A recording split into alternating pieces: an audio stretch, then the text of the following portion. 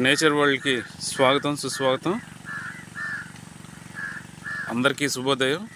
మనం ఇప్పుడు రోజు తింటున్న కూరగాయల్లో ఒకటైనటువంటి క్యాబేజీ పువ్వును క్యాబేజీ బుట్ట ఎలా పండిస్తారు ఏంటనేది మనం చూద్దాం. ఫస్ట్ క్యాబేజీ బుట్ట కానీ క్యాబేజీ పువ్వులు కానీ పండించే సమయంలో ముందుగా ఏం చేస్తారనేది చూద్దాం.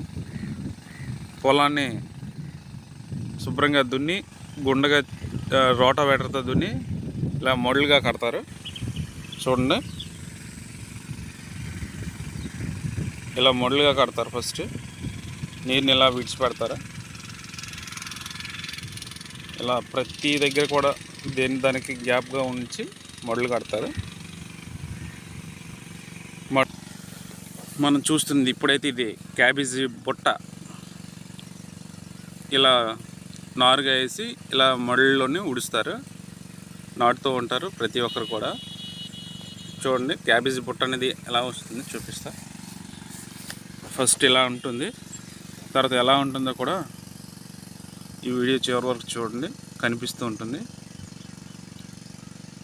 క్యాబేజీ బుట్ట అనేది ఇలా ఉంటుంది, ఇలా నాటుతారు. మళ్ళీ క్యాబేజీ పువ్వులు కూడా సేమ్ ఇంతే. క్యాబేజీ బుట్ట అనేది పూర్తిగా ఎలా అవుతుందో చూపిస్తాను, చూస్తూ ఉండండి.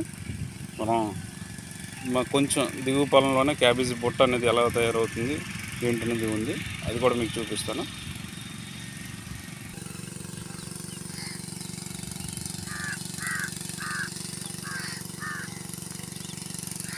చూస్తారా, మొళ్ళు మొత్తం కూడా ఇలా ఉడుస్తారు, నాటుతారు. క్యాబేజీ బుట్ట ఇది. బుట్ట ఎలా ఉంటుందో కూడా చూపిస్తాను, చూస్తూ ఉండండి. ఇది క్యాబేజీ బుట్ట, దానికంటే కొంచెం పెద్దగా ఉన్నది. ఇలా అయ్యి మనకు బుట్టగా కనిపిస్తుంది.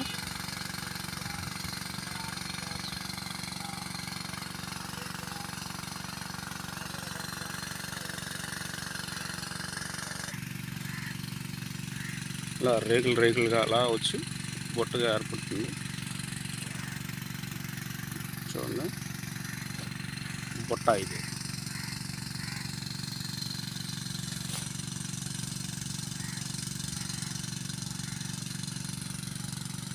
ఇంకా బుట్టే.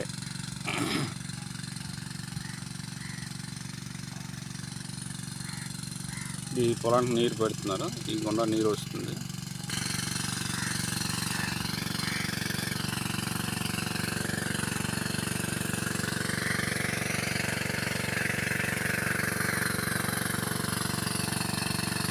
నీరు విడిచిపెట్టారు.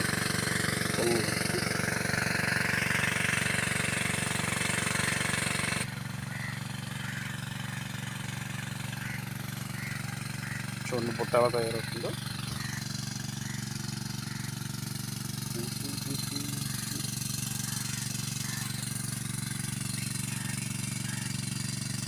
ఇది పొరలుగా వచ్చి బుట్టగా ఏర్పడుతుంది.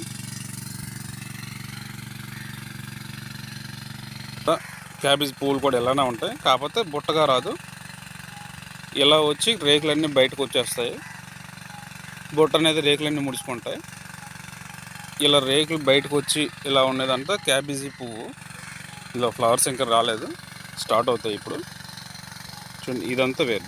దీనికి డిఫరెన్స్ ఏంటంటే క్యాబేజీ బుట్ట అనేది రేకులన్నీ లోపల ముడుచుకుంటుంది.